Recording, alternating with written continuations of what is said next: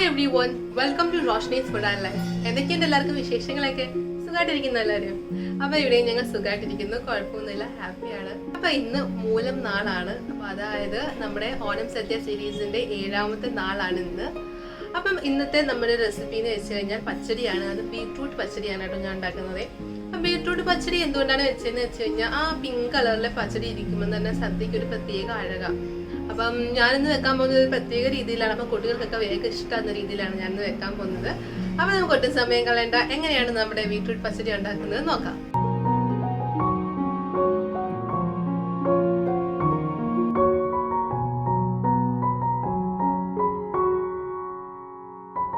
അപ്പൊ നമ്മുടെ beetroot പച്ചടിക്കുള്ള ingredients ഒക്കെ ഞാനിവിടെ സെറ്റാക്കി വെച്ചിട്ടുണ്ട്.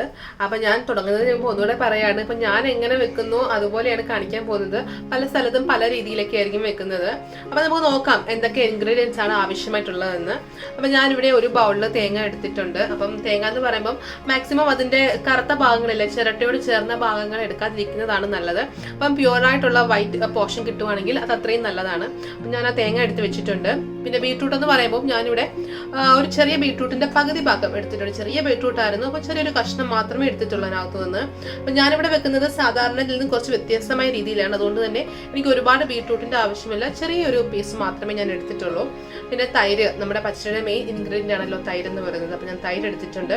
പിന്നെ നമ്മുടെ ചെറിയുള്ളി, നമ്മുടെ കടുക് വറക്കാനായിട്ട് ചെറിയുള്ളി എടുത്തിട്ടുണ്ട്. പച്ചമുളക് 2 പച്ചമുളക് എടുത്തിട്ടുണ്ട്. പച്ചമുളകിന്റെ അളവ് നിങ്ങൾക്ക് കൂട്ടുകയും കുറയ്ക്കുകയും ചെയ്യാം. പിന്നെ വെളുത്തുള്ളി എടുത്തിട്ടുണ്ട്. ഞാനിവിടെ 2-3 അല്ലി വെളുത്തുള്ളി എടുത്തിട്ടുണ്ട്. അപ്പൊ ഞാനിവിടെ ചെറുതായി അരിഞ്ഞിട്ടുണ്ട്, അതുകൊണ്ടാണ് നിങ്ങൾക്ക് ഒരുപാടുള്ളത് പോലെ തോന്നുന്നത് കേട്ടോ. പിന്നെ ഞാൻ ജീരകം എടുത്തിട്ടുണ്ട്. പിന്നെ കടുക്, വെളിച്ചെണ്ണ. അപ്പൊ വെളിച്ചെണ്ണ എന്ന് പറയുമ്പോൾ നമ്മൾ നാടൻ സാധനങ്ങളെല്ലാം, നമ്മുടെ നാടൻ കറികളെല്ലാം വെക്കുന്നത് വെളിച്ചെണ്ണയിലാണ്. എങ്കിൽ മാത്രമേ ആ ടേസ്റ്റ് മുമ്പിലോട്ട് നിൽക്കത്തുള്ളൂ. പിന്നെ പച്ചമുളകും എടുത്തിട്ടുണ്ട്, ആവശ്യത്തിന് കറിവേപ്പില. പിന്നെ ഉപ്പ് നമ്മുടെ ആവശ്യത്തിനനുസരിച്ച് ചേർത്ത് കൊടുക്കാം. അപ്പൊ ഇത്രയും ഇൻഗ്രീഡിയൻസ് വെച്ചിട്ട് എങ്ങനെയാണ് നല്ല അടിപൊളി ഒരു ബീട്രൂട്ട് പച്ചടി ഉണ്ടാക്കുന്നത് ഞാൻ കാണിച്ചു തരാം. അപ്പൊ നമുക്ക് ആദ്യം തന്നെ പച്ചടിക്ക് ആവശ്യമായ തേങ്ങയും മറ്റു ചേരുവകളോട് ഒന്ന് അരച്ചെടുത്തോണ്ട് വരണം. അപ്പൊ ഞാൻ അതിനായിട്ട് ഒരു മിക്സിയിലേക്ക് നമ്മുടെ എടുത്തു വെച്ച തേങ്ങ, 1 കപ്പ് തേങ്ങ ഞാൻ ചേർത്തിട്ടുണ്ട്. ഇനി നമുക്ക് അതിലേക്ക് വെളുത്തുള്ളി ചേർത്ത് കൊടുക്കാം. അപ്പൊ ഞാൻ ഇവിടെ 3 അല്ലി വെളുത്തുള്ളി ചെറുതായി അരിഞ്ഞിട്ടുണ്ടായിരുന്നു, അത് ചേർത്ത് കൊടുത്തിട്ടുണ്ട്. ഇനി നമുക്ക് ചേർത്ത് കൊടുക്കാനുള്ളത് ജീരകമാണ്. അപ്പൊ നമുക്ക് ഇതിലേക്ക് ഒരു 1/4 ടീസ്പൂൺ ജീരകം ചേർത്ത് കൊടുക്കാം. ഇനി ഇതിലോട്ട് നമുക്കൊരു 1/4 ടീസ്പൂൺ കടുക് കൂടെ ചേർത്ത് കൊടുക്കാം. അതോടൊപ്പം തന്നെ അരിഞ്ഞു വെച്ചിരിക്കുന്ന നമ്മുടെ ബീട്രൂട്ട്, അപ്പൊ ഞാൻ പറഞ്ഞല്ലോ ബീട്രൂട്ട് ഞാൻ അരിഞ്ഞു ചേർക്കുകയല്ല, ഞാൻ ഇതിനോടൊപ്പം തന്നെ അരച്ചെടുക്കുകയാണ്. അപ്പൊ നമുക്ക് എടുത്ത് വെച്ചിട്ടുള്ള ബീട്രൂട്ട് കൂടെ ചേർത്ത് കൊടുക്കാം. അപ്പൊ ഞാനിവിടെ ഒരു 3 കഷ്ണം ചേർക്കുന്നുണ്ട്. അപ്പൊ നിങ്ങൾക്ക് കളറിനനുസരിച്ച് ചിലർക്ക് ഡാർക്ക് പിങ്ക് ആയിരിക്കും ഇഷ്ടം, ചിലർക്ക് ലൈറ്റ് പിങ്ക് കളർ ആയിരിക്കും ഇഷ്ടം. അതനുസരിച്ച് നിങ്ങൾക്കൊന്ന് മാറ്റം വരുത്താൻ പറ്റും. അപ്പൊ ഞാനിവിടെ 3 കഷ്ണം ഇട്ടിട്ടുണ്ട്. അപ്പൊ നമുക്ക് നന്നായിട്ടൊന്ന് വെള്ളം ചേർത്ത് അരച്ചുകൊണ്ട് വരാം. അപ്പൊ പ്രത്യേകം ശ്രദ്ധിക്കേണ്ടത് വെണ്ണ പോലെ അരഞ്ഞു കിട്ടണം കേട്ടോ. അപ്പൊ നമ്മുടെ പച്ചടി സെറ്റാക്കി എടുക്കാനായിട്ട് ഞാനിവിടെ ഒരു പാൻ ഗ്യാസ് സ്റ്റൗവിൽ വെച്ചിട്ടുണ്ട്. അപ്പൊ നമ്മുടെ പാൻ ചൂടായി കഴിയുമ്പോൾ നമുക്ക് അതിലേക്ക് വെളിച്ചെണ്ണ ഒഴിച്ചു കൊടുക്കാം. അപ്പൊ ഞാൻ നേരത്തെ പറഞ്ഞല്ലോ പല സ്ഥലത്തും പല രീതിയിലാണ് വെക്കുന്നത്. അപ്പൊ ഞാനിവിടെ കടുക് വറുത്തിട്ട് അതിലേക്കാണ് നമ്മുടെ പച്ചടിയുടെ അരപ്പ് ചേർത്ത് കൊടുക്കുന്നത്. എന്നാൽ ചില സ്ഥലത്താണെങ്കിൽ അവസാനമാണ് കടുക് വറക്കുന്നത്. അപ്പം അത് നിങ്ങളുടെ ഇഷ്ടത്തിനനുസരിച്ച് മാറ്റി കൊടുക്കാം. അപ്പൊ ഞാൻ ചെയ്യുന്ന പോലെയാണല്ലോ അപ്പൊ കാണിക്കുന്നത്. അപ്പം ഞാൻ ആദ്യം കടുക് വറക്കുക ചെയ്യാറ്. അപ്പൊ നമ്മുടെ പാൻ നന്നായിട്ട് ചൂടായിട്ടുണ്ട്, അതിലേക്ക് നമുക്ക് വെളിച്ചെണ്ണ ഒഴിച്ചു കൊടുക്കാം. അപ്പൊ നമ്മുടെ എണ്ണ നന്നായിട്ട് ചൂടായിട്ടുണ്ട്, അതിലേക്ക് നമുക്ക് കടുക് ചേർത്ത് കൊടുക്കാം. ഇനി നമുക്ക് ഇതിലേക്ക് നമ്മുടെ പച്ചമുളകും കറിവേപ്പിലയും കൂടെ ആഡ് ചെയ്ത് കൊടുക്കാം.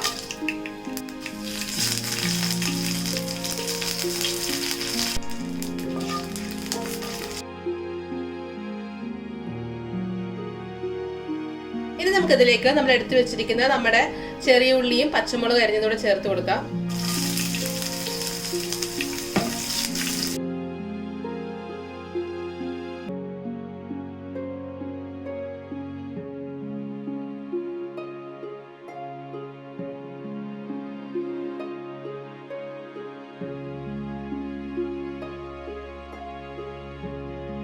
ഇനി നമ്മൾ നേരത്തെ അരച്ചു വെച്ചിരിക്കുന്നത് നമ്മുടെ പച്ചടിയുടെ അരപ്പില്ലേ, തേങ്ങയും ജീരകവും നമ്മുടെ കടുകും എല്ലാം കൂടെ അരച്ചു വെച്ചത്, അത് നമുക്ക് ഇതിലേക്ക് ആഡ് ചെയ്ത് കൊടുക്കാം.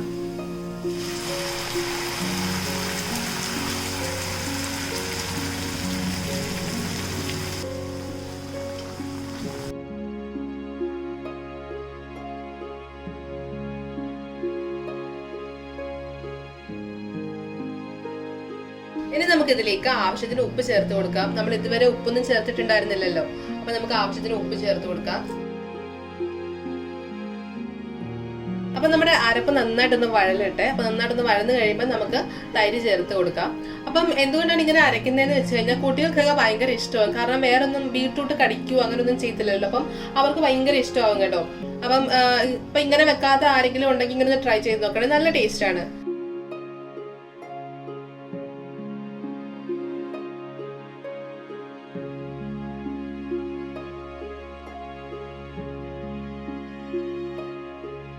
അപ്പൊ നമ്മുടെ അരപ്പ് നന്നായിട്ട് വഴഞ്ഞിട്ടുണ്ട്. ഇതിലേക്ക് നമ്മുടെ തൈര് ചേർത്ത് കൊടുക്കാം.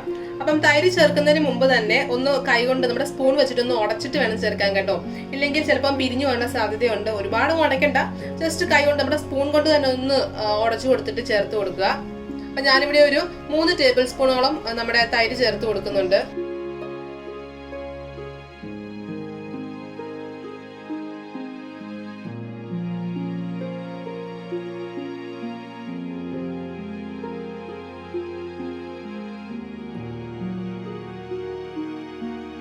അപ്പൊ നമ്മുടെ തൈര് ചേർത്ത് കഴിഞ്ഞാൽ നമ്മുടെ പച്ചടി തിളയ്ക്കേണ്ട കേട്ടോ. നന്നായിട്ടൊന്ന് ചൂടായാൽ മതി, നല്ലതായിട്ട് ചൂടാവണം.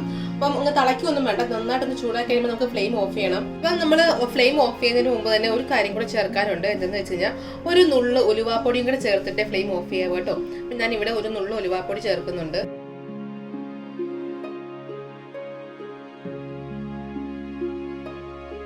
അപ്പൊ നമ്മുടെ പച്ചടി ഇവിടെ റെഡി ആയിരിക്കുകയാണ്. ലൈറ്റ് പിങ്ക് കളറിലെ പച്ചടി ഇവിടെ റെഡി ആയിട്ടുണ്ട്. അപ്പൊ ഞാൻ ഫ്ലെയിം ഓഫ് ചെയ്തിട്ടുണ്ട്. അപ്പൊ തിളച്ചിട്ടൊന്നുമില്ല, നന്നായിട്ട് ചൂടായിട്ടുണ്ട്. അപ്പം അത് പ്രത്യേകം ശ്രദ്ധിക്കേണ്ട കാര്യമാണ് കേട്ടോ, തിളക്കരുത്. തിളയ്ക്കാതെ നല്ല ചൂടാവണം. നന്നായിട്ട് ചൂടായി കഴിയുമ്പോൾ കുറച്ച് ഉലുവാപ്പൊടി, നമ്മുടെ ഒരു നുള്ള ഉലുവാപ്പൊടിയും കൂടി ഇട്ട് ഒന്ന് ഓഫ് ചെയ്തിട്ട് എടുത്താൽ മതി. അപ്പം ചില സ്ഥലങ്ങളിലാണെങ്കിൽ കുറച്ച് പഞ്ചസാരയും കൂടെ ചേർക്കും ചിലര്. അപ്പൊ ഞാൻ ചേർക്കുന്നില്ല, എനിക്ക് പഞ്ചസാര ചേർക്കുന്നത് താല്പര്യമില്ല. നിങ്ങൾക്ക് താല്പര്യമുള്ളവരാണെങ്കിൽ ഒരു നുള്ള പഞ്ചസാരയും കൂടെ ചേർത്തിട്ട് എടുക്കാവുന്നതാണ്. അപ്പൊ നമ്മുടെ പച്ചടി റെഡി ആയിരിക്കുകയാണ്. നല്ല ഭംഗിയില്ലേ കാണാൻ, നല്ല ലൈറ്റ് പിങ്ക് കളർ. അപ്പൊ നമുക്ക് ഇടയ്ക്ക് കടിക്കത്തൊന്നുമില്ല. അപ്പൊ നമുക്ക് ഇതൊരു സെർവിംഗ് ബൗളിലോട്ട് മാറ്റാം. അപ്പൊ നമ്മുടെ പച്ചടി ഞാനൊരു സെർവിംഗ് പ്ലേറ്റിലോട്ടൊക്കെ മാറ്റിയിട്ടുണ്ട്. അപ്പം ഞാൻ പറഞ്ഞല്ലേ, കുട്ടികൾക്കൊക്കെ വേഗം ഇഷ്ടമാവും. കാരണം കഷ്ണങ്ങളൊന്നും കടിക്കാൻ കിട്ടുന്നില്ല. അപ്പൊ അത് അരച്ച് ചേർത്തിക്കുന്നതുകൊണ്ട് തന്നെ കുട്ടികൾക്ക് വേഗം ഇഷ്ടമാവുന്ന രീതിയിലാണ് ഞാൻ വെച്ചിരിക്കുന്നത്. അപ്പം കുറച്ചുപേരല്ല, എല്ലാവരും ഞാൻ വെക്കുമെന്ന് പ്രതീക്ഷിക്കുന്നു. ഈ ഓണത്തിന് നമ്മുടെ ബീട്രൂട്ട് പച്ചടി ട്രൈ ചെയ്യുമെന്ന് ഞാൻ പ്രതീക്ഷിക്കുന്നു. അപ്പൊ ഞാൻ നേരത്തെ പറഞ്ഞ പോലെ തന്നെ ഇന്ന് മൂലം നാളാണ്. അപ്പം മൂലത്തിന്റെ എന്തൊക്കെയാണ് വിശേഷങ്ങൾ എന്ന് ഞാൻ പറയാം. അപ്പം കുറച്ചു പേർക്ക് അറിയായിരിക്കും, എന്നാലും ഞാനൊന്ന് ഷെയർ ചെയ്യാം എന്തൊക്കെയാണ് വിശേഷങ്ങൾ എന്ന്. നമ്മൾ ചോദിയുടെ അന്ന് പുറത്ത് പോയി ഓണക്കോടിയൊക്കെ എടുത്തില്ലേ. അപ്പൊ അത് മാത്രമല്ല, നമ്മള് ബന്ധുക്കൾക്കും എല്ലാം എടുത്തിട്ടുണ്ടാകും. അപ്പൊ അതൊക്കെ അവരുടെ വീടുകളിൽ പോയി ഷെയർ ചെയ്യുന്ന ദിവസമാണ് മൂലത്തിന്റെ അന്ന് ഷെയർ ചെയ്യുന്നത്. അപ്പൊ ഇപ്പം കൊറോണ കാരണം പുറത്തിറങ്ങാൻ പറ്റത്തില്ല, അത് വേറെ കാര്യം. അത് മാത്രമല്ല, നമ്മുടെ സദ്യയുടെ ചെറിയ കാര്യങ്ങളൊക്കെ സ്റ്റാർട്ട് ചെയ്ത് ചെറിയ ചെറിയ സദ്യകൾ നമ്മൾ വീട്ടിൽ ഒരുക്കാൻ തുടങ്ങും. അപ്പം പല തറവാടുകളിലും പലരും അപ്പൊ ഫോളോ ചെയ്യുന്നുണ്ടാവും. പണ്ടെന്ന് വെച്ച് കഴിഞ്ഞാൽ എല്ലാവരും അങ്ങനെയാണോ, വീടുകളിൽ മാത്രമല്ല കേട്ടോ, അമ്പലങ്ങളിലും സദ്യ കൊടുക്കാൻ തുടങ്ങുന്നത് മൂലം നാളിന്റെ അന്നുകൊണ്ടാണ്. അപ്പൊ അത് മാത്രമല്ല, ഇനിയുണ്ട് വിശേഷങ്ങൾ. നമ്മുടെ പുലികളി തുടങ്ങുന്നത്, അതുപോലെ തന്നെ കൈകൊട്ടിക്കളി, ഇങ്ങനത്തെ കളികളെല്ലാം സ്റ്റാർട്ട് ചെയ്യുന്നത് മൂലം നാളിന്റെ അന്നാണ്. അപ്പൊ അതുപോലെ തന്നെ നമ്മുടെ ഊഞ്ഞാലിടുന്ന ഊഞ്ഞാൽ ഇഷ്ടമല്ലാത്ത ഏത് മലയാളിയാവുള്ളത് അല്ലെ. പ്രത്യേകിച്ച് പടത്തില് പൂക്കളൊക്കെ കെട്ടിയ ഊഞ്ഞാലാടാൻ എല്ലാവർക്കും ഇഷ്ടമല്ലേ. അപ്പൊ അങ്ങനത്തെ ഊഞ്ഞാലുകളൊക്കെ കെട്ടുന്നതും മൂലത്തിന്റെ അന്നൊക്കെയാണ്. അപ്പൊ അതൊക്കെ പഴയ രീതികളാണ്. ഇപ്പം എല്ലാവരും നേരത്തെ ഊഞ്ഞാലൊക്കെ ഇടും. ഇതൊക്കെ പണ്ട് ഫോളോ ചെയ്തിരുന്ന രീതികളാണ്. ഇതൊക്കെയാണ് മൂലം നാളിന്റെ വിശേഷങ്ങൾ. അതുപോലെ തന്നെ നമ്മുടെ അത്തപ്പൂക്കളത്തിന് ഒരു ലെയർ കൂടെ ഇടും. അപ്പം ഇത്രയും വിശേഷങ്ങളൊക്കെ ഉള്ളു മൂലം നാളെ ഇടും. അടുത്തൊരു അടിപൊളി റെസിപ്പിയായിട്ട് ഞാൻ നാളെ വരാം. അതുവരെ ബൈ, ടേക്ക് കെയർ. രുചിയുടെ വർണ്ണങ്ങൾ നിങ്ങളുടെ മനസ്സ് നിറയ്ക്കട്ടെ. സ്നേഹത്തോടെ റോഷ്നീസ് ഫുഡ് ആൻഡ് ലൈഫ്.